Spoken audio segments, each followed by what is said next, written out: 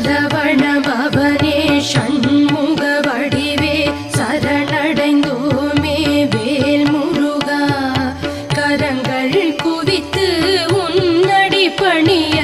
காத்திடுவாயே வேல் முருகா நிரந்தரமான